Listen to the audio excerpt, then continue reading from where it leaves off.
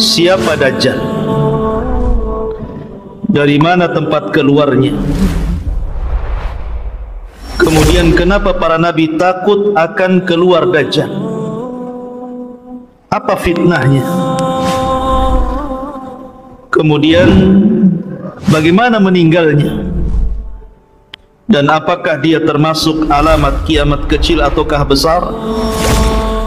Maka 1 jam lebih ke depan insyaallah kita terangkan secara ringkas, karena juga waktu dikhawatirkan terlalu larut malam kalau kita bentangkan dan kita baca semua riwayat-riwayat seputar Dajjal ini. Ma'asyiral muslimin yang dimuliakan Allah Subhanahu wa taala, kita tahu bahwa dalam sebuah hadis tidak ada satupun fitnah yang lebih besar melebihi fitnah Dajjal. Fitnah itu bermacam-macam. Harta bisa jadi fitnah,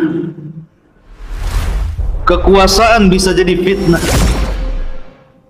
keluarga bisa menjadi fitnah, bahkan peperangan juga termasuk fitnah. Tetapi fitnah-fitnah itu kecil dibandingkan fitnah Dajjal. Makanya kenapa Nabi SAW memerintahkan kita setiap hari Jumat untuk membaca surah Al-Kahfi. Apa alasannya? Surah Al-Kahfi itu terkandung 4 fitnah yang diceritakan. Pertama, fitnah agama ketika cerita tentang Ashabul Kahfi, anak-anak muda yang kemudian tanpa ada kesepakatan satu dengan yang lain, tiba-tiba mereka berjumpa dalam sebuah gua demi menyelamatkan agama mereka. Yang kedua, fitnah harta, karena dalam surah Al-Kahfi itu ada kisah tentang sahibul jannataini, pemilik 2 kebun yang terfitnah dengan harta. Kemudian yang ketiga, fitnah ilmu, ketika bercerita tentang Nabi Musa yang belajar kepada Khidir. Musa terfitnah dengan ilmu. Ketika ditanya, wahai Musa, adakah orang yang lebih alim dari kamu? Musa mengatakan tidak ada, dan dia lupa mengucapkan insyaallah. Akhirnya dia disuruh untuk belajar kepada Khidir, padahal Khidir lebih rendah dibandingkan Musa. Kemudian yang keempat, fitnah kekuasaan, ketika bicara tentang Dzulqarnain, dan itu kisahnya ada dalam surah Al-Kahfi. Berarti kisah-kisah dalam surah Al-Kahfi itu bicara tentang fitnah agama, fitnah harta, fitnah ilmu, dan fitnah kekuasaan. Empat-empatnya ada pada Dajjal. Ini 4 fitnah ini semua ada pada Dajjal. Pertama, fitnah agama. Dajjal akan memfitnah agama kita. Ketika dia datang kepada Al-A'rab, orang-orang Arab Badui, kemudian mengatakan kepada mereka, maukah kuhidupkan ibu bapa kalian, tapi syaratnya engkau harus mengakui aku adalah Rabb kalian. Maka tiba-tiba Dajjal pun kemudian menghidupkan ibu bapa mereka. Tiba-tiba ibu bapa mereka mengatakan kepada anak-anaknya, ya bunai, wahai anakku, ikutilah orang ini, maksudnya Dajjal. Fa innahu rabbukum, karena dia Rabb kalian. Akhirnya orang-orang Arab Badui pun menyembah Dajjal, terfitnah agamanya. Lihat. Yang kedua, fitnah harta. Karena kemunculan Dajjal itu sebelumnya terjadi kekeringan yang luar biasa. Tahun pertama tidak ada hujan sepertiga langit, dan Allah juga tidak menumbuhkan tumbuh-tumbuhan sepertiga bumi. Tahun kedua Allah subhanahu wa ta'ala menahan 2/3 langit, maka Allah tahan juga 2/3 bumi untuk tidak tumbuh-tumbuhan. Kemudian tahun yang terakhir, yang ketiga, seluruh langit Allah tahan, sehingga semua bumi Allah tahan untuk tidak tumbuh-tumbuhan. Mulailah banyak kelaparan, banyak hewan-hewan ternak mati. Disinilah Dajjal datang kepada orang-orang yang sedang kelaparan itu dengan membawa 1 gunung roti. Siapa yang ingin mendapatkan makanan, terhindar dari kelaparan, tanahnya kembali disuburkan, kemudian ternak-ternaknya kembali digemukkan, maka harus mengakui Dajjal Tuhan. Dia terfitnah dengan harta. Akhirnya hanya karena menerima pemberian Dajjal, mereka pun akhirnya mengakui Dajjallah Tuhan. Terfitnah dengan harta. Kemudian yang ketiga, terfitnah dengan kekuasaan. Sebagaimana Dzulqarnain menguasai dunia, kemudian juga Sulaiman menguasai dunia, maka Dajjal juga sama. Tidak ada satupun bumi kecuali diinjak Dajjal. Walaupun waktunya hanya 40 hari, 1 hari seperti setahun, 1 hari bagikan 1 bulan, 1 hari seolah-olah 1 Jumat, 1 minggu, dan hari-hari berikutnya sama dengan hari-hari kalian. Selama 40 hari ini tidak ada satupun tanah kecuali diinjak Dajjal. Dan Dajjal sampai ke daerah kutub yang 1 harinya sama dengan setahun, sampai ke daerah kutub yang 1 harinya sama dengan sebulan, sampai ke daerah kutub yang 1 harinya sampai dengan 1 minggu. Dan Dajjal lebih banyak tinggal di hari-hari yang normal seperti hari-hari yang kita jalani. Tidak ada satupun tempat Dajjal berhasil menguasai bumi. Dia berkuasa terhadap bumi ini, kecuali Mekah dan Madinah dan Masjidil Aqsa serta Masjid Tur. Ini 4 tempat tidak mungkin dimasuki Dajjal.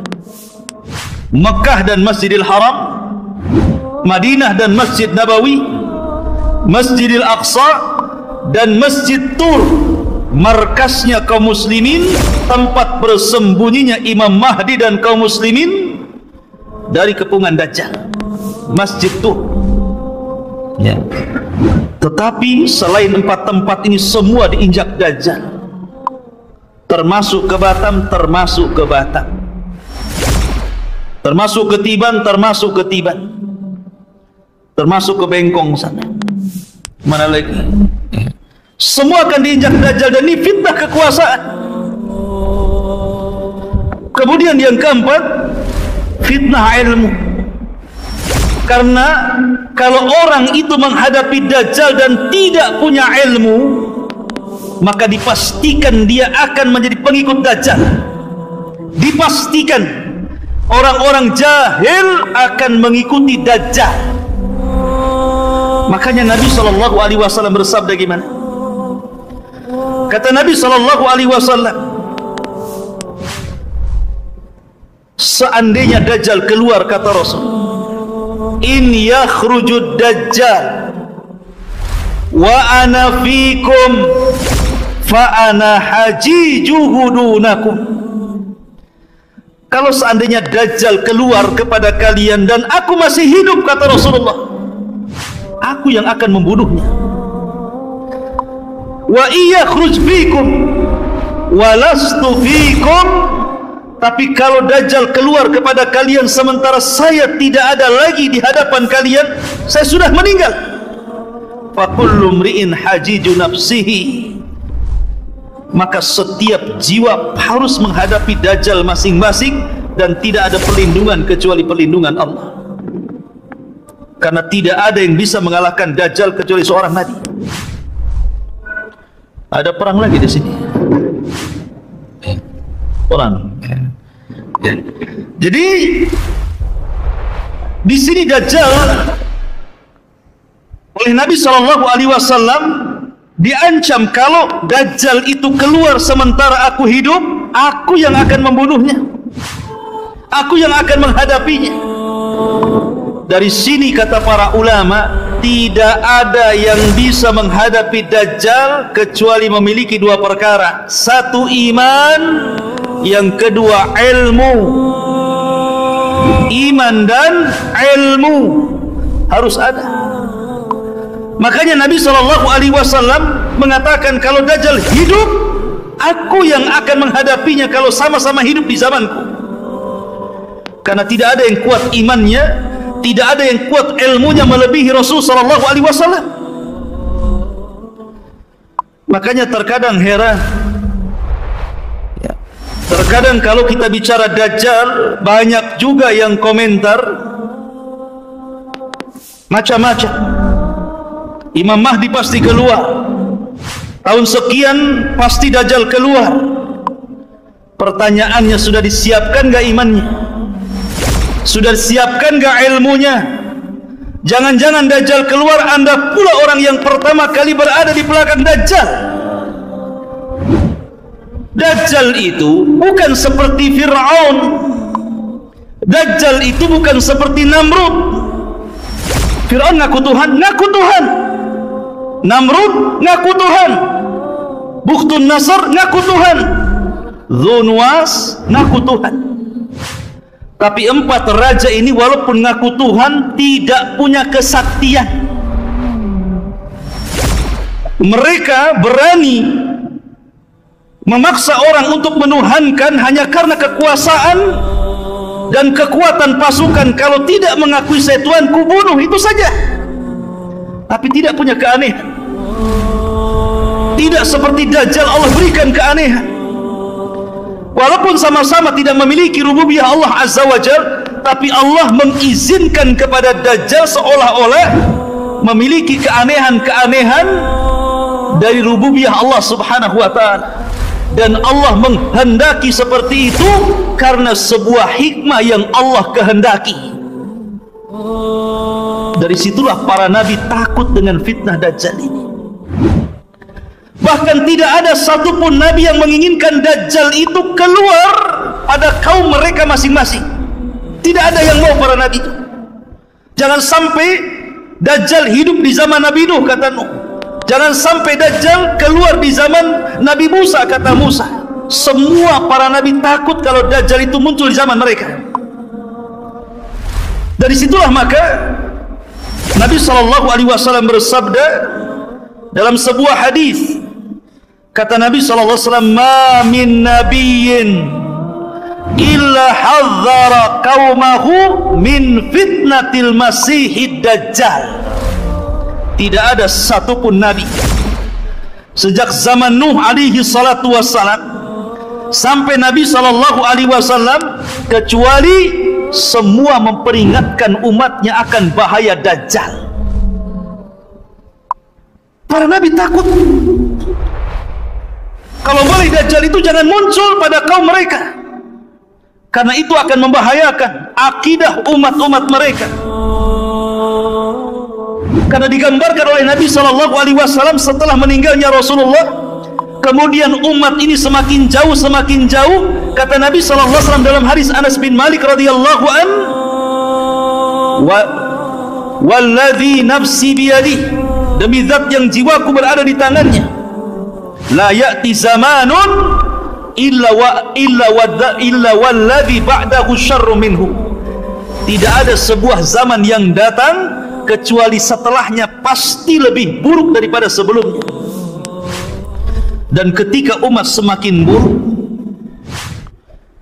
ketika umat jauh daripada Al-Quran, umat jauh daripada sunnah Rasulullah, kemudian umat sudah tidak menyebut-nyebut Dajjal lagi, Kata Nabi SAW, la yakhrujud dajjal hatta yadhhaban nas an dhikrihi wa hatta tatrukal a'immatu dhikrahu alal manabir.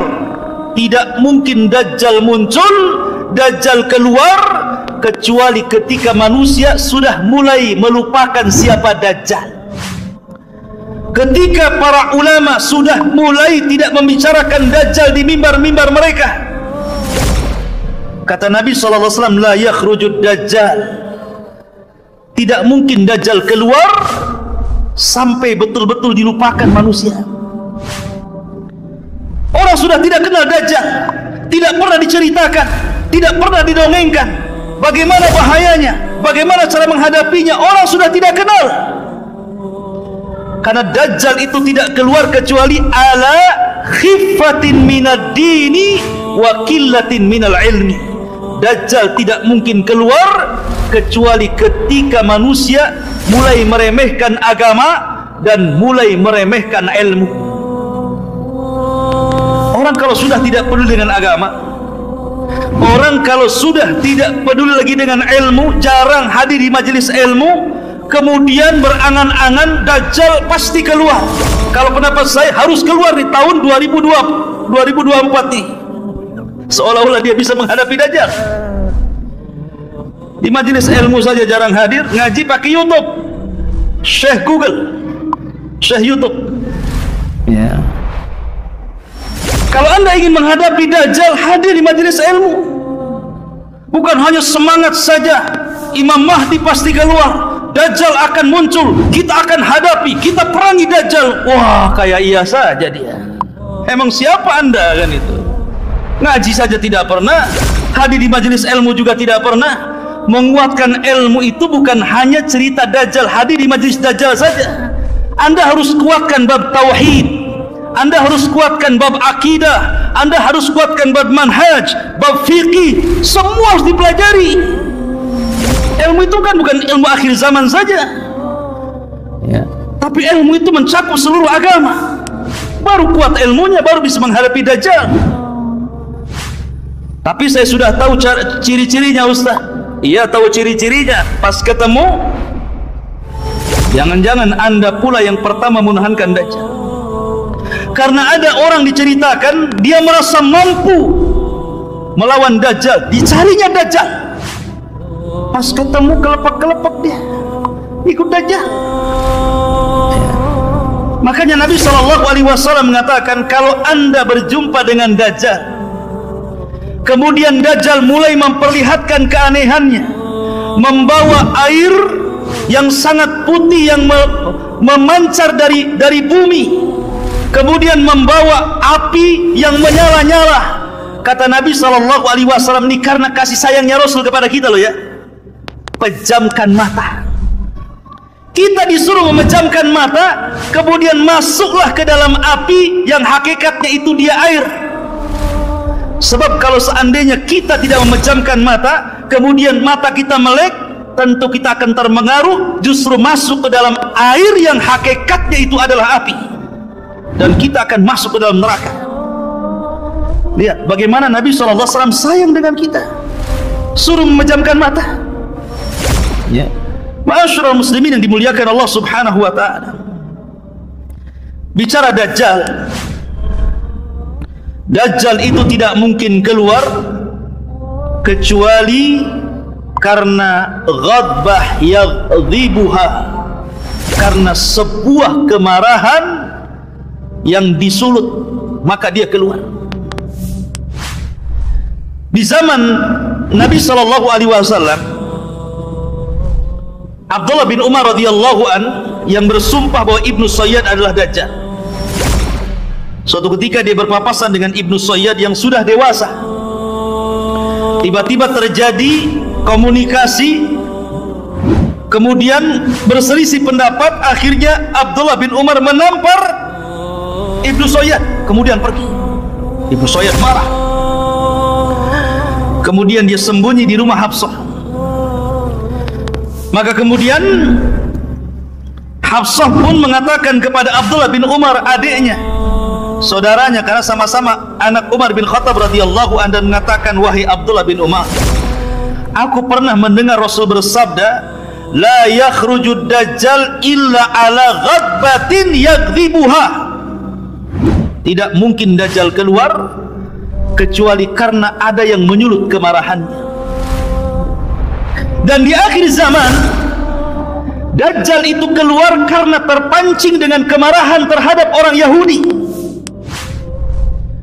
Karena sebelum terjadi atau sebelum dajjal ini keluar, ikhwatu fiddin, maka sebelumnya terjadi perang yang sangat dahsyat yang disebut dengan Malhamatul Kubra, perang yang luar biasa antara pasukan kaum muslimin melawan orang-orang Nasrani yang disebut dengan Malhamatul Kubra. Kenapa Malhamah? Kenapa Kubra?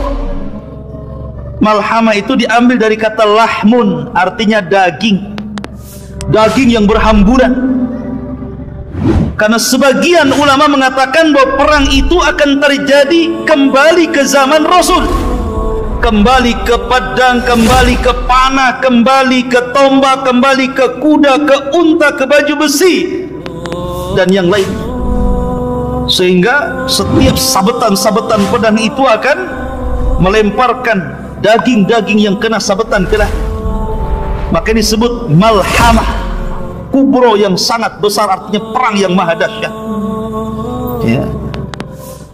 Ma'asyiral muslimin yang dimuliakan, padahal sebelumnya antara kaum muslimin dengan orang Nasrani ini berdamai untuk memerangi musuh-musuh di belakang mereka. Tapi kemudian setelah musuh itu dikalahkan, tiba-tiba orang Nasrani mereka berkhianat, kemudian mengatakan ghalabas salib, ghalabas salib, salib telah menang, salib telah menang. Maka marah orang Islam dan mengatakan balillah ghalab, Allah yang menang, bukan salib yang menang. Maka dibunuhlah orang Nasrani itu. Terjadi kekacauan, tidak terima, akhirnya berhadap-hadapan, terjadilah siap peperangan yang sangat dahsyat. Itulah Armageddon, atau dalam bahasa kita Malhamatul Kubra. Lah orang-orang Yahudi itu bersembunyi di Palestina sana. Mereka tidak bersuara dan tidak mengibarkan bendera. Akhirnya kemudian Muslim berperang melawan Nasrani, dan orang Islam berhasil menyerang orang-orang Nasrani sampai ke jantung kota Eropa sana, sampai dimenangkan kaum muslimin. Sampai dijelaskan bahwa ketika peperangan ini dimenangkan, kaum muslimin meletakkan senjata-senjata mereka di pohon zaitun. Maka melihat orang Yahudi ketakutan, Dajjal marah, dan tidaklah Dajjal keluar kecuali bi ghadbatin yaghdhibuha, karena kemarahan yang disulut orang-orang Yahudi. Marah Dajjal kepada orang Yahudi, kenapa kamu diam saja, gitu bahasanya. Maka bangkitlah Dajjal. Dari mana Dajjal? Dalam hadis yang sahih, keluar dari Khurasan. Di mana Khurasan? Di Asfahan. Di mana Asfahan? Di Iran. Di situ sudah ditunggu di kampung Yahudi 70.000 pasukan orang-orang Yahudi Asfahan, lengkap dengan atribut Yahudi di kepalanya. Alaihim toyalis, kata Rasulullah. Maka Dajjal pun keluar antara Irak dan Syam, mulai dia membuat fitnah. Syekh Utsaimin rahimahullahu taala menyebutkan dalam kitab Syarhul Mumti, Dajjal ini awal keluarnya tidak langsung aku Tuhan. Dia pura-pura jadi orang baik, pura-pura jadi ahli ibadah, pura-pura ngaku muslim supaya bisa mendekati orang-orang. Lama-lama ngaku nabi. Maka orang-orang pun kemudian menjauhi Dajjal ini, karena orang-orang Islam mereka sangat yakin tidak ada nabi, la nabiyya ba'di, tidak ada nabi sepeninggal Rasul sallallahu alaihi wasallam. Ketika tidak laku ngaku nabi, maka Dajjal mulai mengaku Tuhan. Ketika dia mulai mengaku Tuhan, itulah mulai nampak ciri-ciri fisik Dajjal yang disabdakan Nabi SAW. Apa ciri fisiknya? Mulailah Dajjal nampak ciri fisiknya, rajulun, seorang laki-laki, syab, anak muda, ahmar, kulitnya kemerah-merahan, qasir, orangnya pendek, gemuk, kemudian afhaj, kakinya bengkok, ja'dur ra'si, rambutnya keriting, ajlal jabhah, kemudian dahinya lebar, aridatun nahri, bidang dadanya, mamsuhul ainil yumna,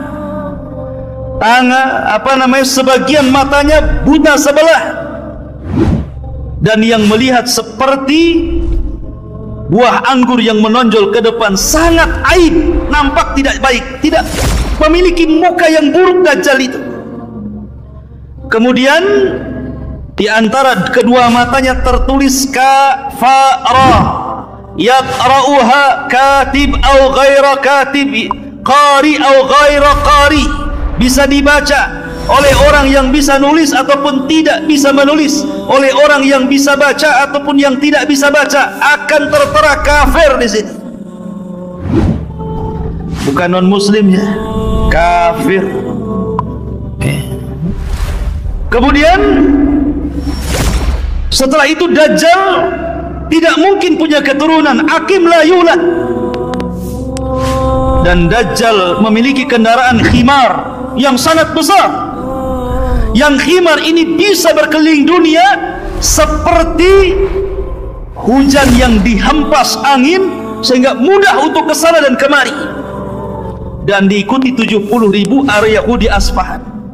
Lihat ikhwan, kira-kira tampang yang seperti ini ganteng apa jelek? Tampang yang seperti ini gagah atau tidak gagah? Tidak gagah. Jalannya saja bengkok kakinya. Tapi bukan berarti kalau ada orang yang bengkok kakinya, awas Dajjal. Ya. Kemudian matanya cuma satu. Kemudian kriwel. Kemudian tertulis kafir dan nggak bisa dihapus. Ya. Ma'asyiral muslimin yang dimuliakan, lihat bentuk Dajjal itu jelek. Bentuk Dajjal itu jelek. Tetapi masalahnya bukan itu. Karena Allah Subhanahu wa ta'ala sudah memberikan keanehan-keanehan kepada Dajjal. Dia mampu melakukan apa-apa yang tidak bisa dilakukan manusia. Manusia biasa, tukang sihir sekalipun tidak bisa. Karena dia pakarnya di atas tukang-tukang sihir. Ya. Dia rajanya tukang sihir. Bagaimana tidak bisa ikhwatu fiddin, dunia ngikut Dajjal, bukan Dajjal ngikut dunia. Kata Dajjal, hei bumi, keluarkan pembendaharaanmu. Langsung keluar emas, keluar perak, keluar jamrud, keluar perhiasan macam-macam. Ya. Kalau Dajjal mengatakan kepada langit, hujan kamu, maka langit hujan. Kalau dia mengatakan kepadamu, tumbuh kamu, tumbuh. Mau buah apa? Mangga, duren, pisang, apa? Sebutkan. Gimana orang-orang tidak terpikat dengan Dajjal? Walaupun jelek kayak gitu, ya orang-orang tertariklah dengan Dajjal. Maaf ya, apalagi ibu-ibu, itu suka kali sama Dajjal itu. Ya. Kenapa coba yang banyak nanti di akhir zaman para pengikut Dajjal itu ibu-ibu? Karena kesenangan ibu-ibu itu berbeda dengan kesenangan bapak-bapak. Bapak-bapak itu senangnya cuma satu, perempuan. Makanya kalau dia gabung di grup cerita poligami saja. Tapi kalau ibu-ibu grupnya itu isinya gambar tas, gambar baju, gambar gelang, ya kan Bu ya? Jarang bilang cerita bapak poligami, jarang. Marah yang ada. Ya. Artinya kesenangan ibu-ibu itu kepada harta lebih, makanya terfitnah dengan harta. Apapun yang dimau ibu-ibu sama Dajjal, mau apa? Mau tas? Merek apa? Semua dikasih. Sehingga karena kejahilannya, karena ta'assubnya, karena mengikuti hawa nafsu dan perasaannya, sehingga para wanita akan lebih banyak menjadi pengikut Dajjal dibandingkan laki-laki. Sampai karena takutnya bapak-bapak kepada ibu, pulang dia, dicarinya anak perempuannya, dicarinya ibunya, dicarinya saudarinya, dicarinya bibinya, dirantai, jangan sampai berjumpa dengan Dajjal. Sampai dirantai. Tapi jangan dirantai dari sekarang ya. Nanti kalau keluar Dajjal. Ma'asyiral muslimin yang dimuliakan Allah Azza wa Jalla. Tapi di sini ikhwatu fiddin, dengan melihat fisik Dajjal yang jelek itu, Dajjal ini mengaku Tuhan dan diberikan keanehan yang luar biasa. Anehnya, dia tidak bisa menghapus kafir di dahinya. Dia bisa mengatakan kepada langit, hujan kamu, hujan. Bumi tumbuh, tumbuh. Keluar kamu pendaraan bumi, keluar. Setiap datang ke sebuah desa, kalau mereka mau beriman kepada Dajjal, disuburkan, ternaknya digemukkan, kemudian makannya dicukupkan, semua kaya. Tapi dia tidak sanggup menghapus kalimat kafir. Dia tidak bisa menyembuhkan matanya.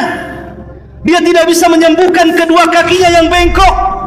Dia tidak bisa merubah fisiknya supaya menjadi ganteng, supaya menjadi cantik. Tidak bisa. Kenapa coba? Untuk menunjukkan bahwa tidak ada yang sempurna kecuali Allah. Untuk menunjukkan bahwa tidak ada yang paling sempurna kecuali Allah. Dan itu menunjukkan akan keagungan dan kebesaran Allah Subhanahu wa ta'ala. Sehebat apapun makhluk, sesakti apapun makhluk, seluar biasa apapun makhluk, tidak bisa menandingi kekuasaan Allah, kemuliaan Allah, keagungan Allah. Maka siapa yang ingin mengagungkan Allah, lihat kekurangan makhluk. Lihat kekurangan makhluk. Kalau anda ingin mengagungkan Allah, lihat kekurangan makhluk. Baik makhluk itu orang baik, ataukah makhluk itu orang jahat? Saya contohkan. Nabi SAW baik atau jahat? Baik. Tapi Nabi SAW ketika perang Uhud, gigi gerhamnya pecah, berdarah. Kemudian serpihan helm perangnya nancap di pipinya dalam, sampai yang mencabut sahabat dengan giginya rompong. Ada bekas lukanya Rasulullah. Kenapa Rasul terluka? Kenapa gigi Rasul sampai pecah? Untuk menunjukkan bahwa sekalipun dia Nabi, sekalipun dia Rasul, sekalipun diberikan mukjizat, tetap saja ada kekurangannya di situ. Karena tidak ada yang sempurna kecuali Allah Subhanahu wa ta'ala. Makanya Dajjal itu sangat jelek.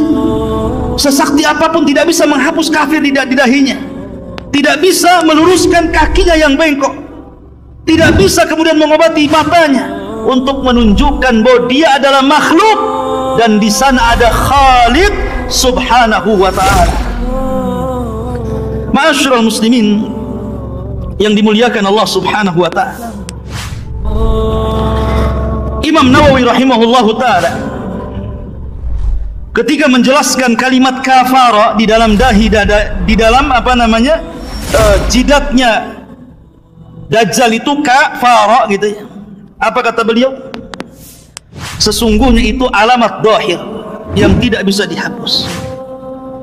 Sengaja Allah Subhanahu wa ta'ala tampakkan itu, di mana seorang muslim akan sanggup membaca apa yang ada di jidat Dajjal itu.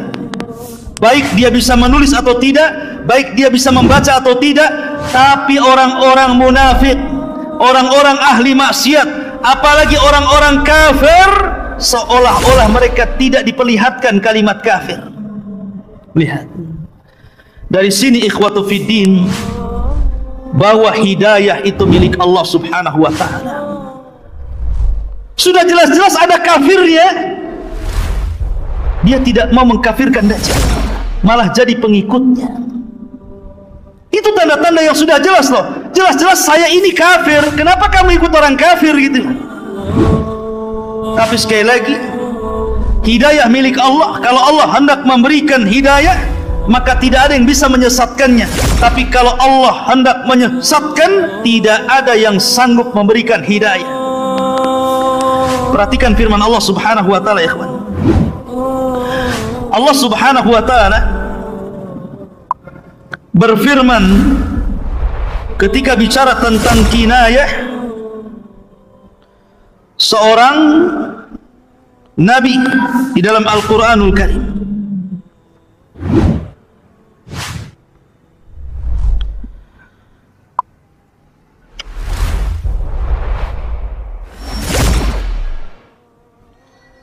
Allah Subhanahu wa ta'ala menjelaskan tentang bahwa hidayah itu milik Allah Subhanahu wa ta'ala. Innaka la tahdi man ahbabta walakinallaha yahdi man yasha. Sesungguhnya ya Muhammad, engkau tidak akan mampu memberikan hidayah kepada orang yang kau cintai, karena hidayah itu hanya milik Allah Subhanahu wa ta'ala. Allah yang kasih kepada siapa yang dikehendaki. Dari sini maka, karena hidayah itu milik Allah, maka mintalah perlindungan kepada Allah. Kalau seandainya Allah takdirkan Dajjal muncul, agar kita diistiqomahkan dan tidak mudah goyah keimanan kita. Karena Allah Subhanahu wa ta'ala itu mudah membolak-balikan hati orang. Pagi dia beriman, sore dia kafir.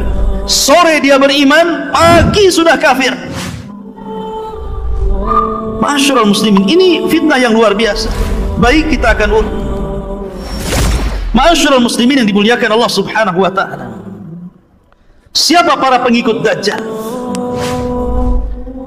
Saya katakan di awal bahwa Dajjal itu akan muncul di Khurasan, kemudian akan diikuti 70.000 Yahudi Asfahan lengkap dengan atribut Yahudi di kepalanya.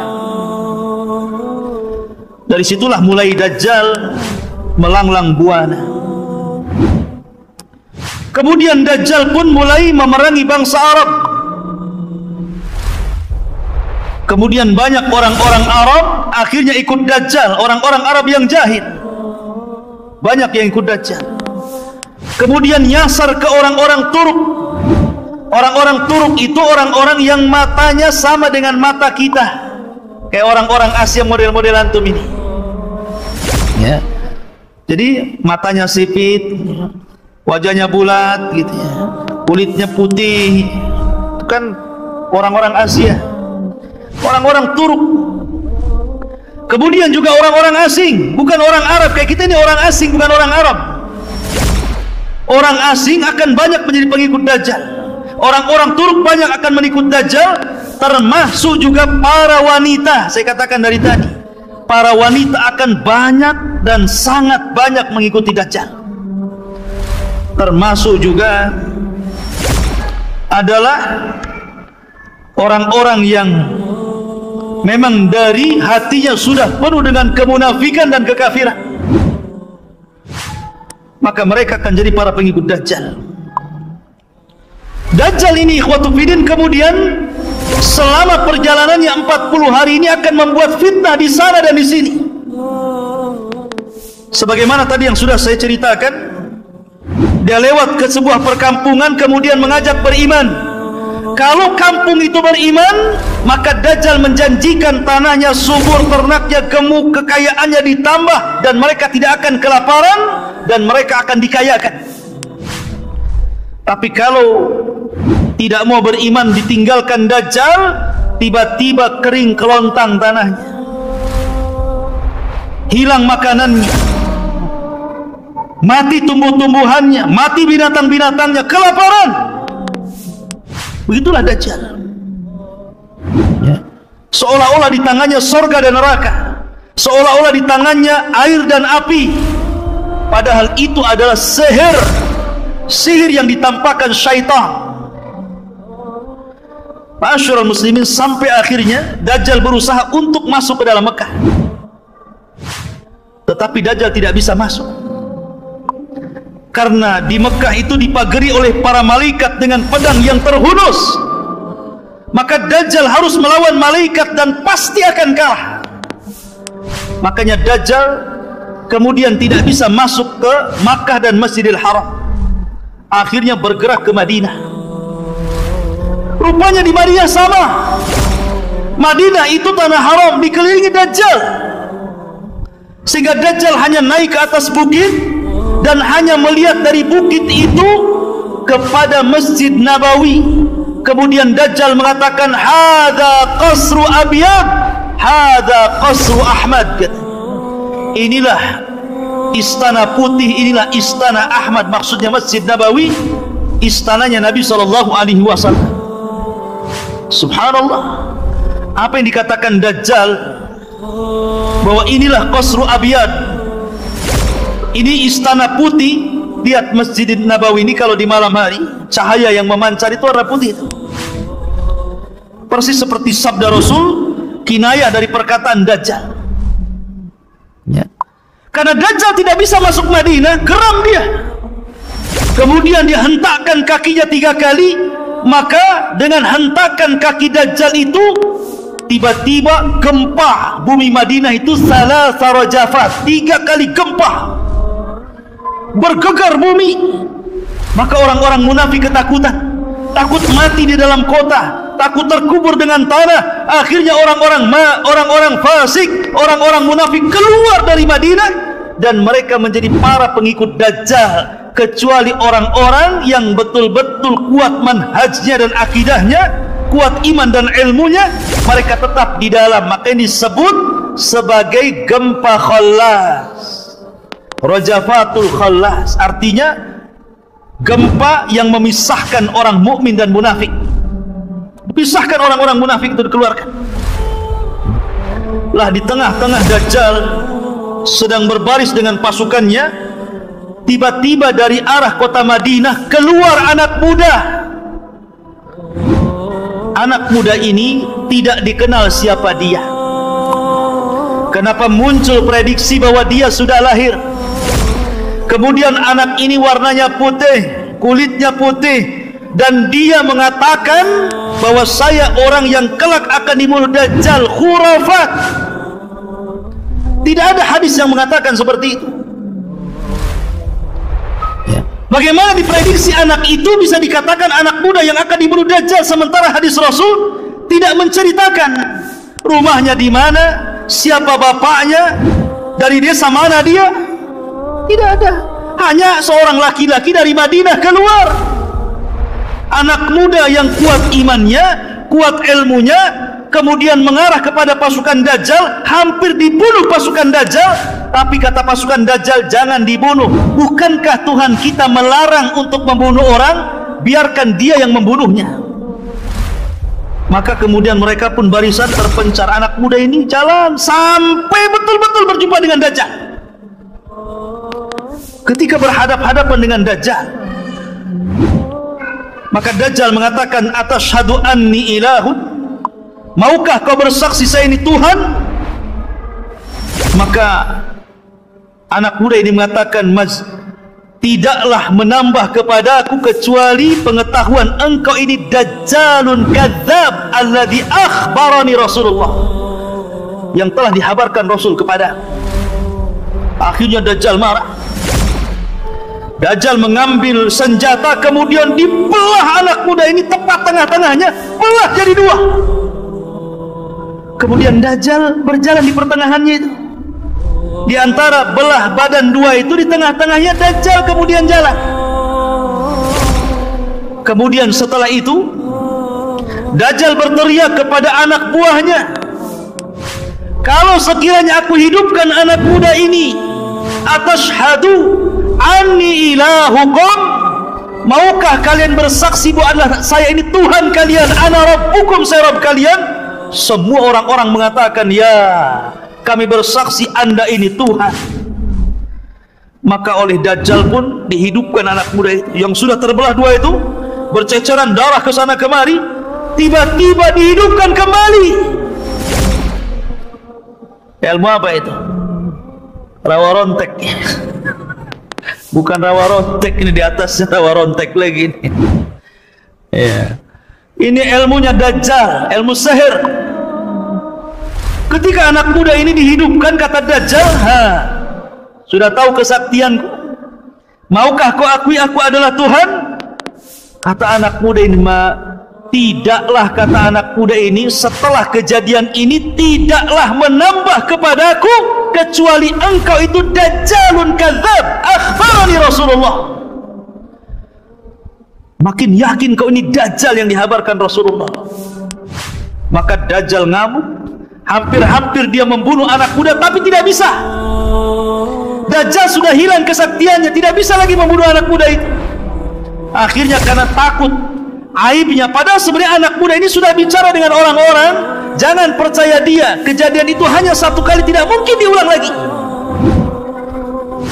Tapi dasar orang yang sudah buta hatinya, buta matanya, buta hidayah, maka tidak didengar ucapan anak muda itu. Akhirnya anak muda itu dilempar ke dalam api yang hakikatnya itu air.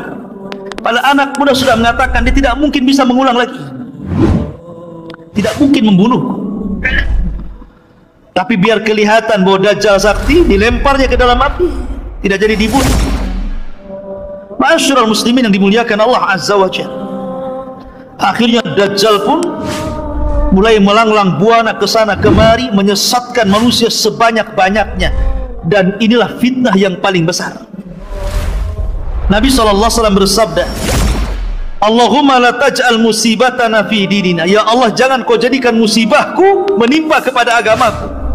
Dan Dajjal ini fitnahnya soal agama, betul-betul disesatkan kita ini, dirubah agama kita ini. Makanya kenapa wajar kalau para nabi itu sangat memperingatkan umatnya tentang bahaya Dajjal. Nuh mengatakan kepada umatnya, hati-hati Dajjal, hati-hati dengan Dajjal. Nabi Syuaib mengatakan kepada umatnya, hati-hati dengan Dajjal. Nabi Saleh, Nabi Lut, Nabi Ibrahim, Nabi Musa, Nabi Isa, seluruh para nabi mengatakan kepada umatnya, hati-hati dengan fitnah Dajjal. Termasuk Rasulullah, termasuk Rasulullah. Nabi SAW sangat ketakutan, sehingga Rasul mengatakan kepada para sahabatnya, mundu khalaqallahu Adam ila qiyamis saati a'zam fitnah min fitnatil masih Dajjal. Sejak Allah ciptakan Adam sampai kiamat dibangkitkan, tidak ada fitnah yang lebih besar melebihi fitnah Dajjal, kata Rasulullah.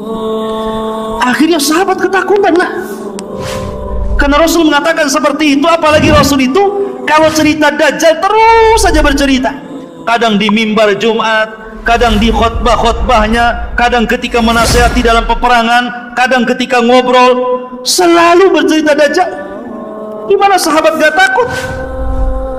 Sehingga sahabat mengatakan, karena engkau selalu bercerita Dajjal ya Rasulullah, hatta dhananna annahu fi ta'ifatin nakhli, sampai kami para sahabat menyangka seolah-olah Dajjal itu sedang bersembunyi di kebun kurma Madinah.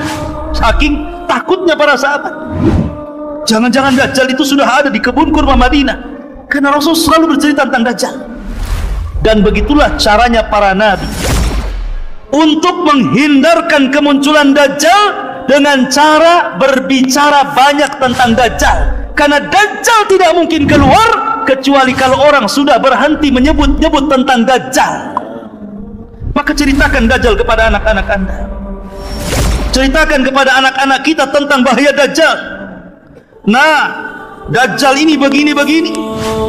Sudahlah cerita-cerita dua anak botak itu nggak usah diceritakan. Tidak perlu cerita tentang kura-kura ini, itu tidak perlu. Dari sekarang ceritakan tentang Dajjal, ceritakan tentang Ya'juj dan Ma'juj, ceritakan tentang turunnya Isa, ceritakan tentang Rasulullah, para sahabat. Gantilah sekarang cerita-cerita di rumah itu, karena Dajjal tidak mungkin keluar. bahkan akan gagal keluar di tahun 2022 kalau Anda terus cerita Dajjal. Ya, memang kan begitu hadisnya. Ya. Supaya nggak keluar tahun 2022 apa? Perbanyak cerita Dajjal. Ceritakan Dajjal di mana-mana. Nggak keluar itu. Karena Rasul yang mengatakan, la yakhrujud Dajjal hatta yadhhaban nas an dzikrihi wa tatrukal a'immatu dzikrahu 'alal manabir. Tidak mungkin Dajjal keluar sampai manusia berhenti menyebutnya. Para dai, para duat berhenti menyebut di mimbar-mimbarnya. Ketika manusia sudah lalai, Dajjal keluar.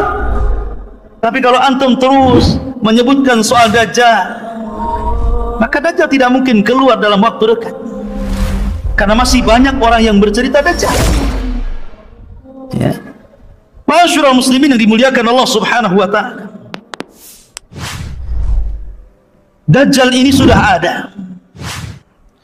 Dan sudah ada di sebuah tempat.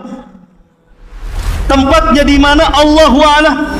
Sekali lagi, kalau sudah dikatakan tempat, Allahu a'lam, jangan diprediksi. Karena Nabi SAW ketika ditanya soal tempat, apakah di laut Syam? Oh tidak, di laut Yaman.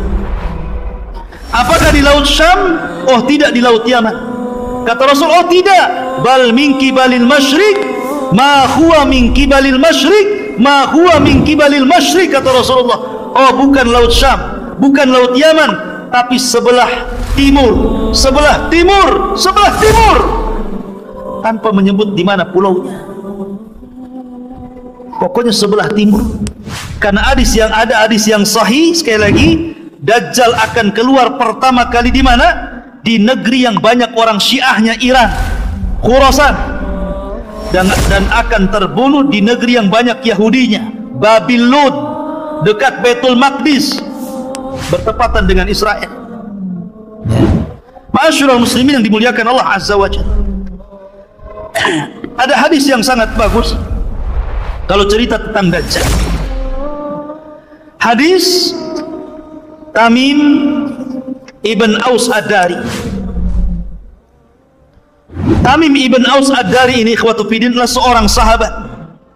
Dulunya Nasrani, kemudian masuk Islam. Tamim Ad-Dari ini ahli ibadah, termasuk ahli ibadah Palestina.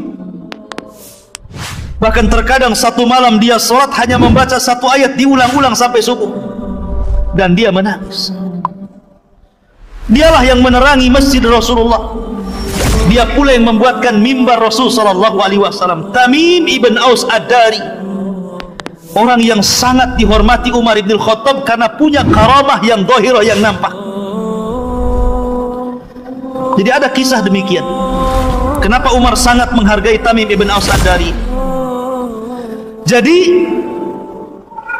ketika Abu Bakar memerangi Musailamah Al-Kadzab, si Nabi KW, Nabi palsu, maka terjadilah peperangan di Yamamah. Banyak orang-orang yang hafal Quran meninggal dunia, dan Musailamah berhasil dibunuh oleh Wahsy, budaknya Hindun.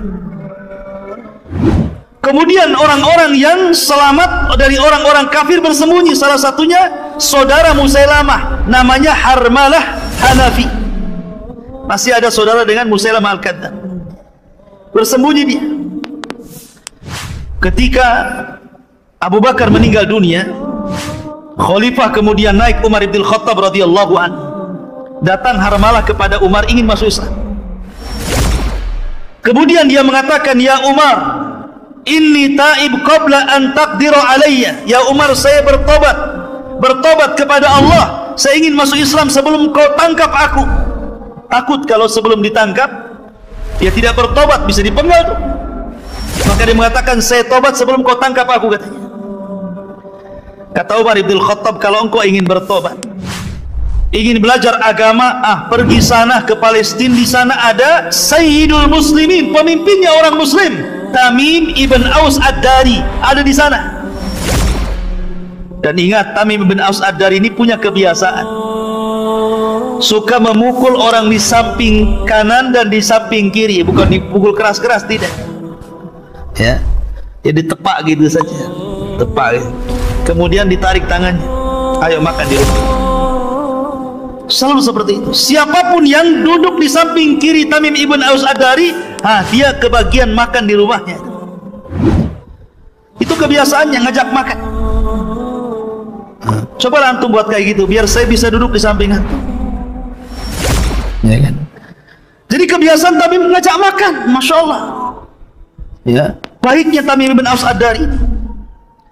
Jadi suatu ketika terjadi kebakaran hebat di Hurrah, satu tempat, api membubung di mana-mana, kebakaran hebat. Datanglah Umar ibn Khattab kepada Tamim ibn Aus Ad-Dari dan mengatakan, ya Tamim, engkau harus menyelesaikan kebakaran itu. Ya. Akhirnya kata Tamim, ma'ana ya Amirul Mu'minin, siapa saya wahai Amirul Mu'minin harus menyelesaikan kebakaran? Ya. Kata Umar ibn Khattab, sudah, kau harus menyelesaikannya. Berangkatlah Umar ibn Khattab, Harmalah dan Tamim ibn Aus Ad-Dari. Sampai di tempat kebakaran, maka dia berdoa kepada Allah Azza wa Jalla, kemudian dikebaskan tangannya, padam semua apinya. Karamah, ikhwan. Karamah namanya. Ya. Kalau antum sampai 100 gini tetap ini nggak akan mati. Ya. Kecuali bawa mobil damkar, baru mati. Ya. Ini karamah Tamim ibn Aus Ad-Dari. Ya. Lah, hebatnya di antara keutamaan Tamim bin Aus Ad-Dari ini, tidak ada sepanjang sejarah Rasul mengambil cerita dari sahabat kemudian diceritakan kembali ke sahabat, kecuali ceritanya Tamim ibn Aus Ad-Dari tentang Dajjal. Karena ceritanya Tamim persis seperti cerita Dajjal yang selalu Rasul ceritakan kepada para sahabatnya. Makanya Rasul Shallallahu Alaihi Wasallam mengambil cerita Tamim kemudian diceritakan kepada para sahabatnya. Dan tidak pernah ada cerita sahabat diambil Rasulullah. Biasanya Rasul yang bercerita diambil sahabat. Ini cerita sahabat diambil Rasulullah, disampaikan kepada sahabat yang lainnya. Dan itu salah satu keutamaan Tamim bin Aus Ad-Dari. Suatu ketika, hadis ini dikeluarkan Imam Muslim dari hadis Fatimah ibn Qais. Kata Fatimah ibn Qais, aku mendengar ada seorang yang menyuruhkan as-salatul jami'ah. Kalau ada seruan as-salatul jami'ah, berarti ada sesuatu yang penting yang harus hadir di masjid. Makanya dalam sholat kusuf gerhana itu disunnahkan kalimat bukan azan, tapi menyebut as-salatu jami'ah kalau ngundang orang. Jadi kalau terjadi gerhana, antum ke masjid, ambil mic, as-salatul jami'ah, biar orang-orang datang, bukan azan. Ya. Maka orang-orang pun kemudian datang. Setelah itu kemudian Nabi Shallallahu Alaihi Wasallam sholat. Setelah sholat kemudian Nabi Shallallahu Alaihi Wasallam berceramah naik ke atas mimbar. Kata Nabi Shallallahu Alaihi Wasallam, inni wallah ma jama'tukum li raghbatin wala li rahbatin. Kata Rasulullah, aku tidak mengumpulkan kalian karena ada perkara yang menyenangkan atau ada perkara yang menakutkan, walakinni jama'tukum, tetapi sengaja aku kumpulkan kalian, li'anna Tamim ibn Aus Ad-Dari kana rajulan nasraniyan faja'a fabaya'a wa aslama wa haddatsani haditsan wafaqa alladzi kuntu uhadditsukum anil masihid dajjal. Akan tetapi kata Rasul, sengaja aku kumpulkan kalian, ada seseorang namanya Tamim bin Aus Ad-Dari baru saja datang, berbaiat kepadaku, masuk Islam kepada agamaku. Dia menceritakan sebuah cerita persis seperti yang aku ceritakan kepada kalian tentang Dajjal. Mulailah Nabi SAW bercerita tentang ceritanya Tamim ibn Aus Ad-Dari. Jadi Tamim dan 30 awak ini hendak melakukan perjalanan perniagaan, mau dagang. Rupanya di tengah lautan datang ombak sangat besar, menggulung kapalnya, dipermainkan ombak sehingga kapalnya akhirnya terhempas sedikit demi sedikit, entah berantah ada di pulau mana, tiba-tiba berhari-hari, ada yang mengatakan syahron, 1 bulan, diombang-ambing tah kemana. Akhirnya tiba-tiba Tamim bin Aus Ad-Dari terdampar di sebuah pulau setelah 1 bulan dipermainkan ombak. Bayangkan 1 bulan dipermainkan ombak ya. Bahkan mereka sudah membuang semua isi perahu biar enteng, biar tidak berat, sehingga mereka mengalami kebangkrutan. Ma'asyiral muslimin, setelah itu sampailah di sebuah jazirah, sebuah pulau-pulau apa yang jelas bukan pulau Socotra. Wallahu a'lam. Entah berantah, pokoknya pulau, selesai. Hadisnya bilang pulau-pulau ya. Kemudian setelah itu mereka dikejutkan dengan binatang yang tidak jelas mana kubul mana dubur, berbulu dari atas sampai ke bawah. Kemudian tiba-tiba mereka ketakutan dan mengatakan, wailaki man anti, celaka siapa kamu, aneh kali bentukmu, penuh dengan bulu, mana dubur mana kubul nggak jelas, mana laki-laki mana perempuannya nggak jelas gitu. Yang jelas bukan LGBT ya. Pokoknya binatang yang berbulu, penuh dengan bulu. Wailaki man anti, celaka kamu siapa kamu. Tiba-tiba binatang itu bisa bicara, loh, bayangkan. Ana jassasah, kata. Saya jassasah. Luar biasa, Evan. Kalau antum nemui makhluk di hutan tiba-tiba bisa bicara, tak lari ke birit-biritan. Karena ini ketakutan Tamim bin Aus Ad-Dari ini, bertanya lagi, man jassasah, siapa jassasah? Jassasah diambil dari jasus, artinya mata-mata dajjal. Tetapi jassasah ini tidak mau banyak berdialog dengan Tamim dan 30 awaknya. Dia hanya mengatakan, intaliqu, pergilah kalian, intaliqu, pergilah kalian, ila hadar rajul alladhi fid dairi fa inna ila khabarikum bil ashwa. Apa kata binatang ini? Sudah, kalian pergi saja ke sana. Di sana ada tempat ibadah, dair, tempat ibadah yang sudah lama, sudah ditinggalkan penghuninya. Di situ ada laki-laki yang sudah lama merindukan kalian. Kaget, kenal pun tidak, tiba-tiba dibilang merindukan kedatangan kalian. Akhirnya karena ketakutan dan penasaran, masuk juga ke dalam hutan. Rupanya ada tempat ibadah besar kayak masjid gini, tempat ibadah umat Islami. Kalau dair itu tempat ibadah Nasrani, gereja lah gitu. Dalam hutan tiba-tiba ada orang yang sangat besar dan dirantai kaki dan tangannya dan tengkuknya. Kemudian setelah berjumpa, mulailah kemudian di sini terjadi dialog. Orang ini mengatakan, Tamim ibn Aus Ad-Dari dan orang-orang yang di bawahnya, wailaki man anti, wailaki man anti, celaka kamu siapa kamu. Qala qad qadartum ala khabari, sungguh kalian sebentar lagi akan tahu siapa aku, katanya. Jawabannya enak, siapa kamu? Sebentar lagi kamu akan tahu siapa aku. Menakutkan jawabannya. Mulailah dia bertanya tentang, pertama, nakhlun bil baisan, kebun kurma yang ada di Palestina. Semua ini pertanyaan soal Palestina. Kebun kurma di Baisan, kemudian danau Tiberias, kemudian mata air Zughar. Ini ditanyakan, apakah kebun kurmanya masih berbuah? Apakah danaunya masih berair? Apakah mata airnya masih penuh dengan air dan dipakai pertanian? Maka kata Tamim ibn Aus Ad-Dari, kurmanya masih banyak dan itu kurma terbaik di Arab. Airnya masih penuh, mata airnya masih lancar. Kata Dajjal, sebentar lagi kurmanya akan habis, tidak akan ada panen lagi. Sebentar lagi danaunya akan kering dan tidak ada air lagi. Sebentar lagi mata air itu tidak mungkin memancarkan lagi dan orang akan terjadi kekeringan. Kemudian kata Dajjal, Setelah beliau menanyakan 3 perkara, kemudian mulai bertanya tentang kemunculan Rasul sallallahu alaihi wasallam. Kata orang ini, dia mengatakan, akhbiruni an nabiyyin ummiyin, ceritakan tentang seorang nabi yang diutus kepada orang yang ummi itu. Hal dhahar, apakah sudah tampak? Maka kata Tamim bin Aus Adariyah, dia sudah tampak.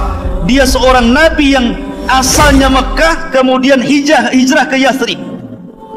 Kata Dajjal, gimana perbuatan kaumnya, apakah memerangi atau tidak? Ya, memeranginya. Terus bagaimana menurut kalian tentang orang-orang yang ada di Yathrib, apakah ikut memeranginya? Tidak, mereka adalah orang-orang yang baik, yang mengikuti dan taat kepada Nabi tersebut. Kata Dajjal, sungguh mereka benar, sungguh mereka benar. Maka Dajjal mengatakan kepada Tamim dan para pengikutnya, ikutilah Nabi itu, fa innahu alal haq, dia di atas kebenaran. Dajjal nyuruh ngikuti Nabi, ya. Fa innahu alal haq, dia di atas kebenaran. Maka akhirnya Dajjal mengatakan, sebentar lagi aku sudah akan diizinkan Allah untuk keluar, dan tidak ada satupun tapak di bumi ini melainkan aku injak kecuali Mekah dan Madinah dan Thayyibah. Madinah disebut Thayyibah, kata Dajjal. Kemudian Dajjal mengatakan, aku tidak bisa masuk ke 2 tempat tersebut karena ada malaikat yang menjaganya. Ketika Tamim menceritakan sampai di situ, Rasul mengambil tongkat, kemudian memukul-mukul dan mengatakan, hadihi Thayyibah, hadihi Thayyibah, inilah Madinah, inilah Madinah. Dengan bangganya, Dajjal tidak akan masuk di situ. Kemudian Nabi SAW mengatakan, sungguh aku sangat takjub dengan cerita Tamim. Sesungguhnya ceritanya sama dengan apa yang aku ceritakan kepada kalian, dan sesungguhnya Dajjal itu innahu min bahri Syam, innahu min bahril Yaman. Oh, Dajjal itu ada di laut Syam. Oh bukan, ada di laut Yaman. La bal hiya min kibalil masyriq, ma huwa min kibalil masyriq, ma huwa min kibalil masyriq, ma huwa wa aw'ama biyadihi ilal masyriq. Oh bukan, bukan laut Yaman, bukan laut Syam, tapi Dajjal itu sebelah timur. Dajjal itu sebelah timur. Dajjal itu sebelah timur. Dan dia mengisyaratkan dengan tangannya sebelah timur. Maka Dajjal tidak tahu di mana tempatnya, tapi dari hadis Tamim ibn Aus Ad-Dari bahwa Dajjal itu ada dan sudah muncul. Adapun hadis Nabi SAW bahwa tidak ada satupun jiwa yang hidup melebihi 100 tahun di zamanku, pasti dia sudah mati. Maka hadis ini umum, dan hadis Dajjal itu khusus. Maka Dajjal, pengecualian dari hadis ini termasuk juga iblis. Tidak bisa mati kan iblis itu, sejak zaman dulu sampai kiamat baru mati. Maka Dajjal juga sama diberikan usia panjang, ya. Lah ikhwatu fiddin, karena Dajjal itu dikabarkan oleh Rasul sudah ada dan sangat menakutkan fitnahnya, sehingga para sahabat menyangka bahwa Dajjal itu ada di kebun kurma Madinah. Sampai-sampai ketika ada kabar tentang anak kecil namanya Ibnu Sayyad atau Saf, itu mirip dengan Dajjal ciri-cirinya, sampai mereka khawatir, Dajjal sudah keluar. Padahal Ibnu Sayyad masih kecil, anak belum balik. Tapi Nabi SAW dia berusaha untuk mencari-cari kabarnya. Apakah Ibnu Sayyad ini Dajjal kecil yang akan menjadi Dajjal besar kemudian yang akan keluar di akhir zaman? Maka dia mencoba untuk mencari-cari kabarnya. Dibawanya Umar, dibawanya Abu Bakar, kemudian dilihat-lihat. Rupanya Ibnu Sayyad ini anak kecil yang suka membawa kabar, kadang benar, kadang dusta, kadang hayal, kadang hakikat. Pokoknya dia punya ilmu dukun istilah. Kemudian Nabi mengetes dia, ya Ibnu Sayyad, inni khaba'tu laka khib'an. Hei Ibnu Sayyad, dia masih kecil. Ibnu Sayyad ini belum balik, diajak dialog oleh Nabi SAW kayak betul aja. Hei Ibnu Sayyad, Di dada saya, kata Rasulullah, saya menyembunyikan beberapa kalimat. Ketika itu Rasul menyebutkan tentang surah Ad-Dukhan, fartaqib yauma ta'tis sama bidukhanin mubin. Kata Ibnu Sayyid, duh, dia tidak bisa menyebut dukhan. Maka Rasul mengatakan, ikhsha falan ta'dua qadrak. Celaka engkau tidak bisa melewati takdirmu. Ada yang mengatakan bahwa karena Ibnu Sayyid masih kecil, kemudian pelat ngomongnya, dia tidak bisa menyebut dukhan, namanya masih kecil.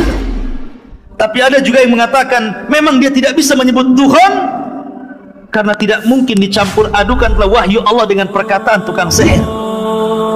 Dia tidak bisa menyebut dukhan. Tapi dari situ ada sahabat yang bersumpah, ini Ibnu Sayyid ini nampaknya dajjal. Kok dia bisa menerka apa yang di hati Rasulullah?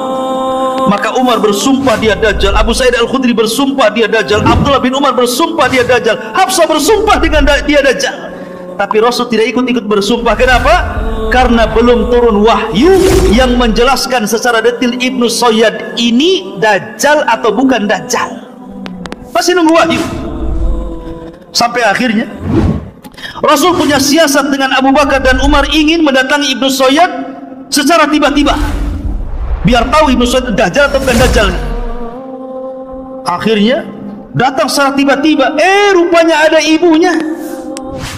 Tahu pula tuh Rasul SAW mendekati Ibnu Sayyid, kata ibunya, ya Sab, ataka Muhammadun, hei Sab, hati-hati tuh ada Muhammad datang kepadamu. Ketika Sab melirik, ternyata ada Rasulullah, lari dia bersembunyi di belakang punggung ibunya. Kata Nabi SAW, lau tarakathu ummuhu latabayyana amruhu. Kalau seandainya ibunya meninggalkan Ibnu Sayyid ini, tentu makin jelas apakah dia dajjal atau bukan dajjal. Tapi pendapat yang kuat, dia bukan dajjal yang akan keluar di akhir zaman. Iya, dia dajjal, tapi dajjal kecil. Dia seorang penyihir, dia seorang dukun, tapi dia bukan dajjal yang akan keluar di akhir zaman. Dalil yang paling kuat bahwa dia adalah bukan dajjal karena Ibnu Sayyid itu tinggal di kota Madinah, sementara dajjal tidak mungkin masuk Madinah. Ibnu Sayyid masuk Islam, sementara dajjal kafir, tertulis kafarah. Dajjal tidak mungkin haji, sementara dia haji. Dajjal tidak punya anak, akim la yulad, dia banyak anaknya. Yang jadi masalah, dajjal itu yang paling kuat dalilnya adalah tidak bisa masuk kota Madinah dan kota Mekah, dan dia tinggal di Madinah dan haji ke Mekah. Tapi ada masalah lain. Ada hadis Nabi SAW bahwa Nabi SAW pernah bermimpi. Dalam hadis yang sahih itu Rasul bermimpi. Mimpinya Rasul itu sedang tawaf. Rasul sedang tawaf. Rupanya di tengah-tengah tawaf dia melihat seorang laki-laki yang sedang memegang bahu sebelah kanan dan kiri, kemudian rambutnya basah, kemudian orangnya cakep, ganteng. Kemudian Rasul bertanya, siapa orang itu? Maka orang-orang menyebutnya dialah Al-Masih Ibnu Maryam. Tiba-tiba Nabi SAW melihat yang lain pula di belakangnya, sama sedang menggandeng orang, tangannya sedang, yang satunya ke orang sebelah sini, yang satunya orangnya ke sebelah sini. Orangnya keriting, matanya buta sebelah, kemudian kakinya bengkok, berjalan tidak lurus. Kata Rasulullah, siapa di belakang Ibnu Maryam itu? Maka kemudian orang-orang mengatakan, dialah Dajjal. Bagaimana mungkin Rasul bermimpi Dajjal sedang ada di tengah-tengah Ka'bah, di Masjidil Haram? Bukankah dia tidak akan masuk Madinah, sementara mimpi para nabi itu hak, tidak mungkin dusta? Ini yang jadi iskal. Maka dijawab oleh para ulama tentang hadis ini, karena hadis ini sahih. Maka para ulama mengatakan dan menjawab tentang hadis ini bahwa tidak semua mimpi para nabi itu dibawa kepada hakikat dohirnya. Tidak semua mimpi para nabi dibawa kepada hakikat dohirnya. Buktinya ketika dia bermimpi, Umar bin bermimpi bahwa dia pakai pakaian beberapa lapis, kemudian sampai diseret bajunya. Kemudian dia nanya kepada Rasul tentang mimpi tersebut, maka Rasul menakwilkan itu soal agama. Kemudian Rasul SAW bermimpi bahwa dia mengeluarkan air dari tangannya. Kemudian para sahabat banyak yang minum. Kemudian sisa air itu oleh Rasul dibawa kepada Umar, kemudian minumlah wahai Umar. Maka hadis ini ditakwilkan bahwa Umar itu memiliki ilmu yang lebih dibandingkan orang lain. Pertama ditakwilkan agama, yang pertama ditakwilkan ilmu. Jadi terkadang mimpi itu tidak harus dibawa kepada hakikatnya, walaupun itu mimpi Nabi, karena akan bertentangan.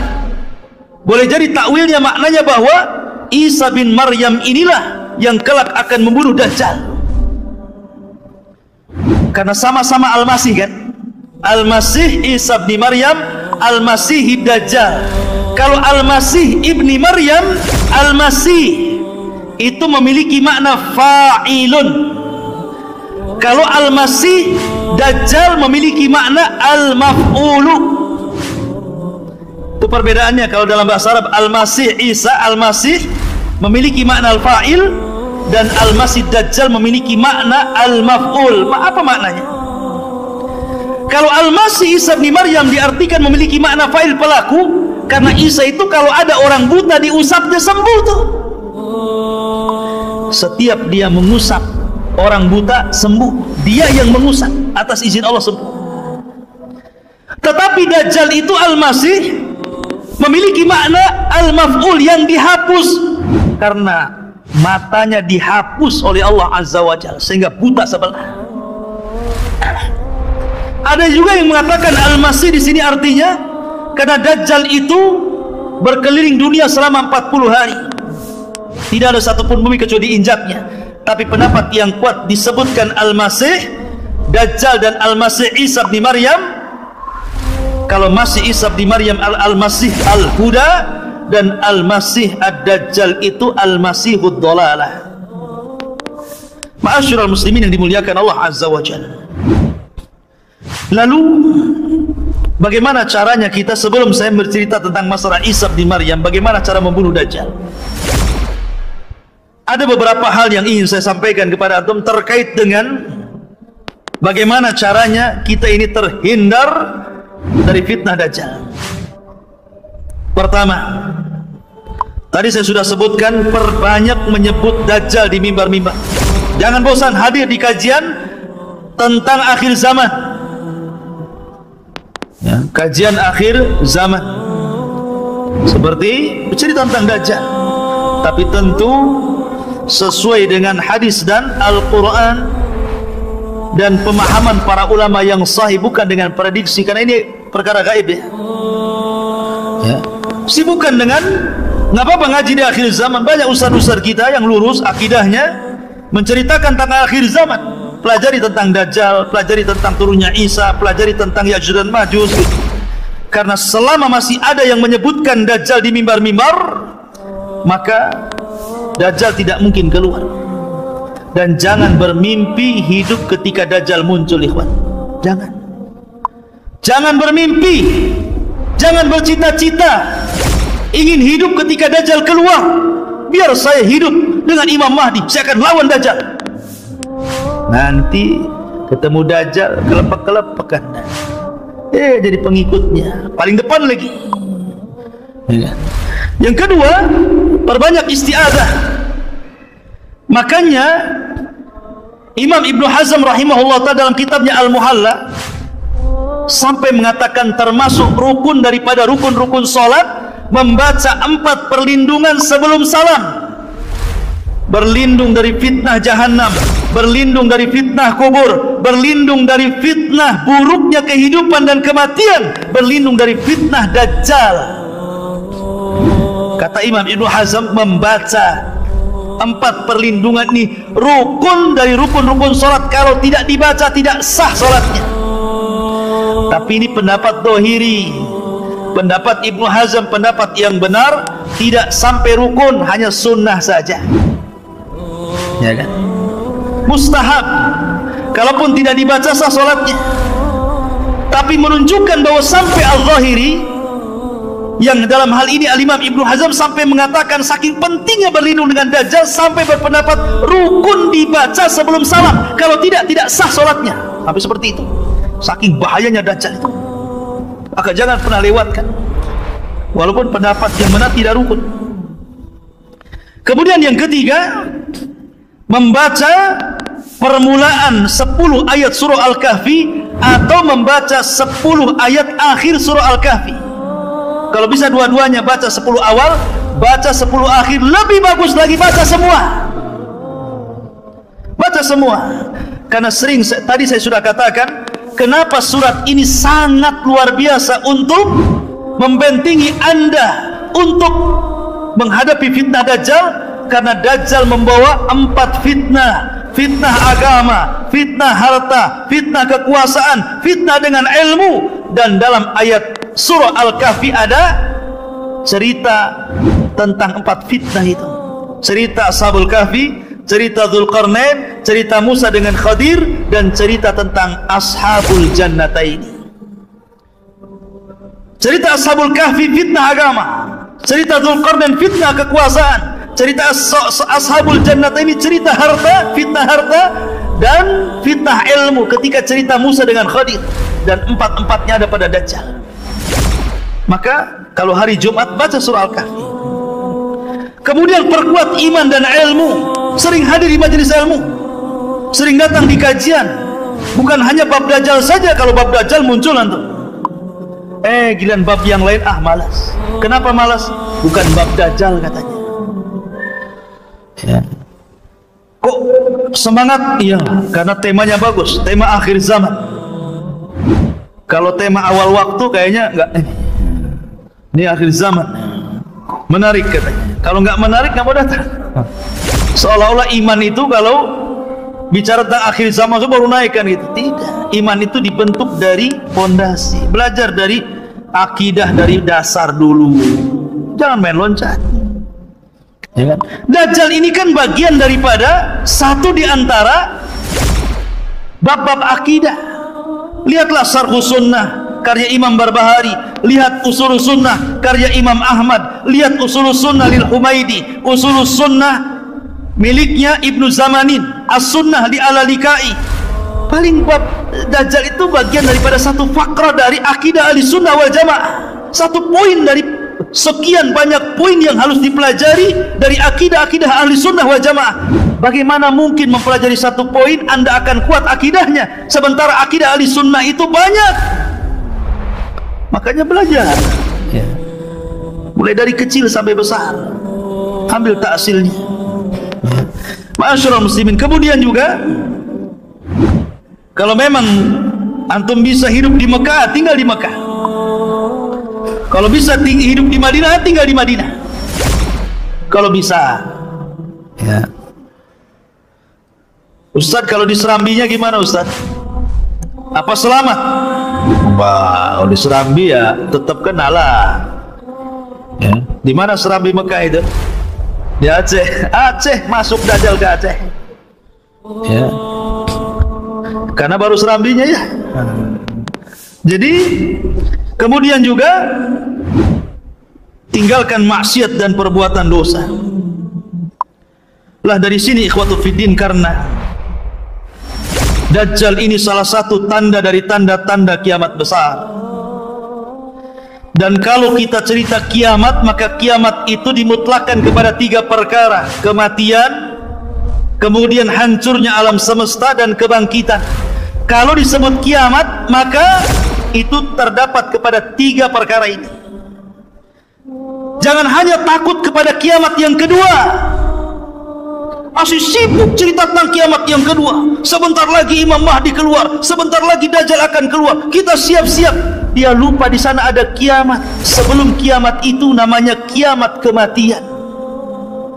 Karena kalau diitlakan kalimat kiamat ada 3. Satu, kiamat kematian setiap manusia. Idza mata ahadukum qamat qiyamatuhu. Kalau meninggal salah seorang di antara kalian, tegak kiamat.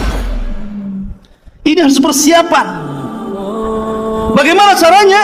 Al-kayyisu man dana nafsa wa amila lima ba'dal maut. Orang yang cerdas menghadapi kematian itu orang yang selalu introspeksi dan mempersiapkan bekal untuk kematian. Yang kedua, kiamat hancurnya alam semesta. Makanya dalam Al-Quran ada namanya suratul kiamah. Itu juga dimutlakkan kepada kiamat. Ini pun harus kita siap-siap, karena Al-Quran menyebutkan kiamat telah dekat. Tapi dekatnya seberapa, wallahu alam. Jangan memprediksi dengan sekian tahun. Yang jelas sudah dekat. Kapan? Wallahu alam.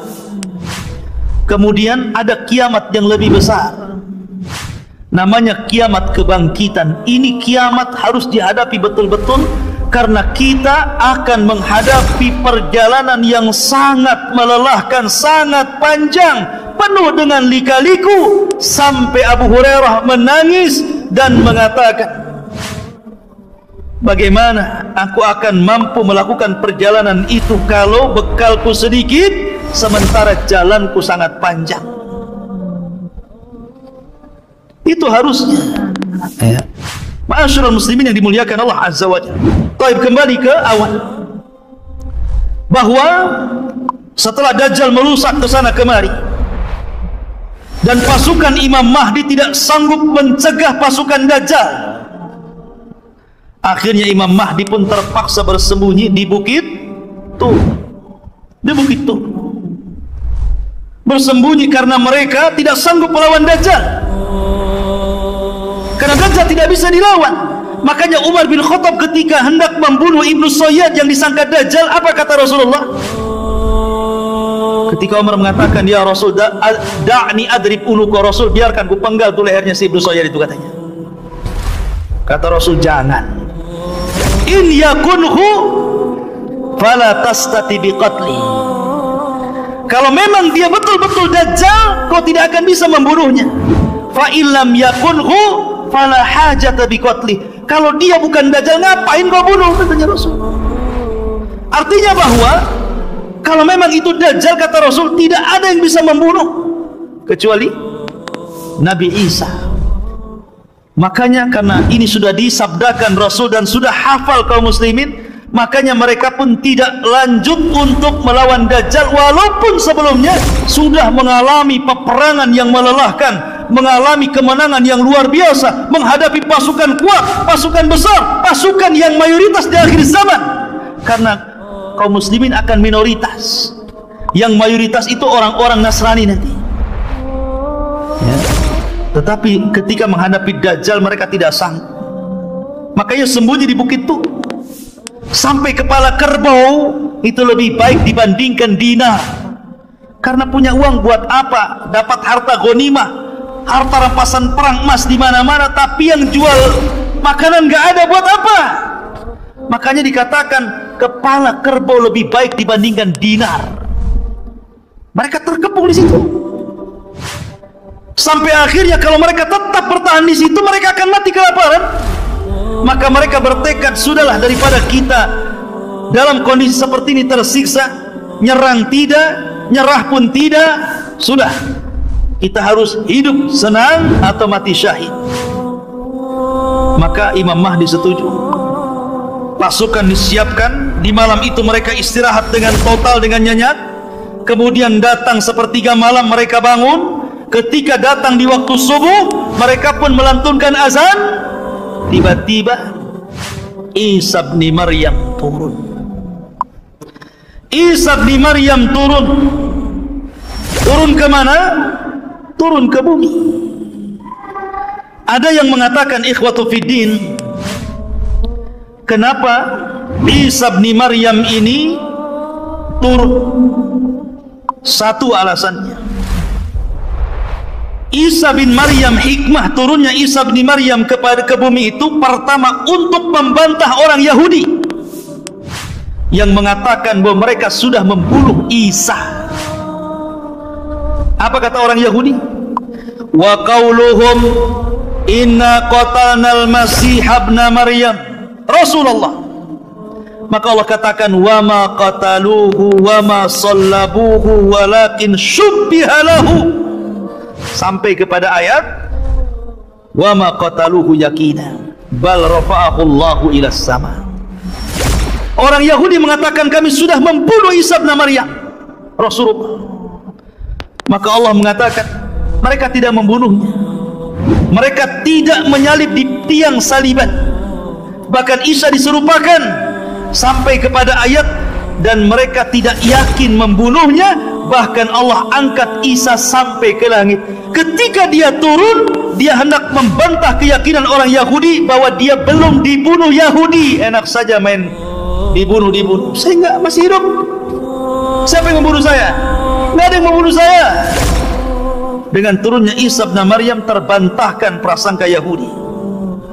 Yang kedua, turunnya Isa bin Maryam untuk menjelaskan kedustaan orang-orang Nasrani yang mengatakan dia anak Tuhan, yang mengatakan dia satu di antara tiga Tuhan, yang mengatakan dia adalah Tuhan itu sendiri. Nanti pada hari kiamat Allah akan memanggil Isa, ya Isa bin Maryam, a anta qulta linnasi ittakhiduni wa ummiya ilahaini min dunillah. Kata Allah, hai Isa, kau yang mengatakan kepada manusia, ambillah aku dan ibuku sesembahan selain daripada Allah.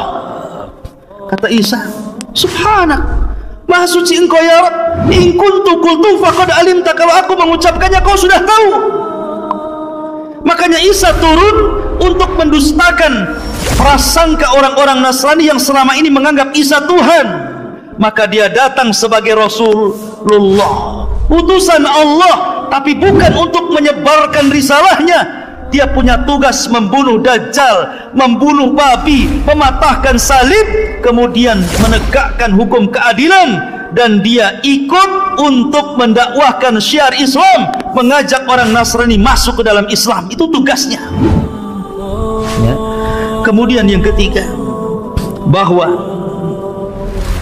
turunnya Isa bin Maryam itu karena sudah dekat ajalnya. Dia harus turun ke bumi dan akan dikuburkan di bumi karena sudah dekat ajalnya, dia harus turun. Ada juga yang mengatakan itu hikmah. Ada juga yang mengatakan bahwa dia berdoa kepada Allah ketika dia dalam mimpinya melihat sifat Rasulullah dan umatnya, maka dia kemudian minta ditangguhkan usianya kepada Allah dan Allah kabulkan, sampai akhirnya dia pun dipanjangkan usianya sampai 500 tahun lebih. Akhirnya berjumpa dengan Rasul ketika Isra dan Mi'raj. Satu-satunya Nabi yang berjumpa secara ruh dan jasad adalah Nabi Isa di langit. Yang lainnya ruh semua karena sudah mati ya. Kemudian dia pun dijumpakan dengan umatnya, makanya turun dan langsung berjumpa dengan pasukan Al-Mahdi. Ketika itu sudah azan, siap qomat. Tiba-tiba dari langit Isa turun, diapit dengan dua malaikat, rambutnya basah. Kalau dia kemudian menenggak seperti ini, maka akan airnya itu seolah-olah air itu seperti permata, seperti jamrud ya, bercahaya. Kalau dia kemudian menonggak ke bawah begini, maka tetesan-tetesan air, dan ingat dia punya nafas sejauh mata memandang. Isa itu kalau bernapas itu akan sampai ke arah sejauh mata memandang. Kalau sekali tiup, ini anginnya melesat sampai sejauh mata memandang. Siapapun orang kafir yang menghirup nafasnya Isa pasti mati ya. Kalau antum ya makan jengkol dulu lah ya. Ya. Ma'asyiral muslimin yang dimuliakan Allah Azza wa Jalla. Maka Isa pun turun. Di mana? Di menara, di sebuah menara yang berwarna putih di Damaskus sana, sebelah timur Damaskus. Menaranya sudah ada. Sampai sekarang sudah ada menara itu, persis seperti yang diwahyukan Rasul sallallahu alaihi wasallam. Yang diwahyukan Allah kepada Rasul sallallahu alaihi wasallam, yang disampaikan kepada kita. Menara itu ada hari ini. Anda tengok aja di Google. Ya. Ma'asyiral muslimin, lah ketika Isa bin Maryam turun, kemudian langsung menemui kaum muslimin yang sedang sholat, yang akan sholat subuh. Isa bin Maryam mengatakan kepada Imam Mahdi mengatakan kepada Isa, karena langsung kenal. Kenapa Imam Mahdi langsung kenal dia Isa? Karena sudah mendengar hadis-hadis tentang siapa Isa bin Maryam dan ciri-cirinya. Makanya dia mengatakan, taqaddam ya Ruhallah, silahkan maju, kau jadi imam. Tapi Isa mengatakan tidak, likulli qaumin umara, setiap kaum itu ada pemimpinnya, kau saja yang jadi imam. Kenapa alasannya Isa menolak? Isa malah kemudian menjadi makmum dan Imam Mahdi menjadi imam. Bukan berarti Imam Mahdi lebih mulia dibandingkan Isa. Tidak, Isa jauh lebih mulia dibandingkan Imam Mahdi. Dia seorang Rasul, dia seorang Nabi, dia Nabi yang paling masyhur dari Nabi-Nabi yang akhir dari Nabi-Nabi Bani Israel ya. Tapi kenapa dia kemudian tidak mau jadi imam dan jadi makmum? Pertama, karena tidak diturunkan Al-Quran kepada Isa. Isa itu diturunkan Injil. Tidak mungkin imam pakai Injil, pakai Quran lah, ya kan? Ya. Yang kedua, Isa bin Maryam, kenapa dia tidak mau menjadi imam? Karena tadi takrimatullah ala hadhil ummah, untuk memuliakan umat ini, biar dia di belakang dan Imam Mahdi jadi imam. Setelah kemudian sholat subuh, semua pasukan berbaris. Ketika pasukan berbaris itulah maka Isa bin Maryam mengusap seluruh wajah-wajah tentara-tentara Al-Mahdi yang khulas, yang terakhir. Sisa itulah tentara-tentara yang ada, yang lainnya gugur. Demi Allah ikhwan, tidak ada manusia yang paling bahagia ketika itu kecuali orang-orang yang diusap wajahnya oleh Isa bin Maryam. Kenapa? Karena Isa menyebutkan derajat dan tingkatan mereka di sorga. Isa tidak mengatakan kau akan masuk sorga, tapi Isa menyebutkan tingkatannya di sorga. Kamu tingkatan sekian, sekian, sekian. Dan Allah siapkan khusus untuk para mujahidin fisabilillah 100 tingkatan di sorga. Dan jumlah tingkatan di sorga, kata Syekhul Islam Ibnu Taimiyah, sebanyak dan sejumlah ayat dalam Al-Quran, 6.400 kurang lebih sekian tingkatan. Dan para mujahidin dikhususkan 100 tingkatan. Maka Isa menyebutkan tingkatan-tingkatan kalian di sorga. Maka berbahagialah orang-orang yang diusap Isa bin Maryam. Ketika itu Isa naik ke mimbar kemudian berceramah, aku berikan kalian 3 pilihan. 1, kalian tidak perlu berperang, kalian tunggu saja di sini. Saya akan berdoa kepada Allah Subhanahu wa taala agar Allah membangkitkan pasukan yang bukan kalian. Biar pasukan itulah yang akan menghancurkan Dajjal dan bala tentaranya. 2, kalian tidak perlu berperang. Biar aku berdoa kepada Allah agar Allah mengirimkan bencana yang sangat dahsyat, sehingga dengan bencana itu meluluhlantakkan Dajjal dan membunuh Dajjal dan para pengikutnya. 3, atau pilihan yang ketiga, kita perang, saya pimpin kalian, saya pimpin kalian dan saya jamin menang. Dan saya akan berdoa kepada Allah agar tangan-tangan pasukan Dajjal tidak sanggup mengayunkan pedangnya sehingga tidak bisa menebas kepala kalian, dan kalian tinggal tebas kepala mereka. Kira-kira yang mana yang enak? Yang nomor 3, tinggal tebas. Pilih yang nomor 3, jihad, perang. Akhirnya setelah itu Imam Mahdi, kemudian Nabi Isa bin Maryam, kemudian kaum muslimin, mereka pun kemudian mulai melakukan penyerangan. Ketika Dajjal tahu bahwa Isa itu sudah turun, maka dia langsung lekas bersembunyi kembali ke Palestina. Tetapi memang usianya sudah dibatasi, hanya 40 hari. Begitulah sabda Nabi SAW. Maka akhirnya kemudian dia pun dikejar Isa bin Maryam, ke timur, ke barat, ke selatan, ke utara, sampai akhirnya tidak ada lagi tempat kecuali di Babil Lud. Dia bersembunyi di Babil Lud. Maka Isa bin Maryam memegang tonggatnya, memegang tombaknya, Kemudian Dajjal melihat Isa seperti garam yang meleleh tersiram air, ketakutan. Maka kemudian Isa pun menghujam dengan tombaknya, kemudian keluar darah untuk membuktikan dia bukan Tuhan.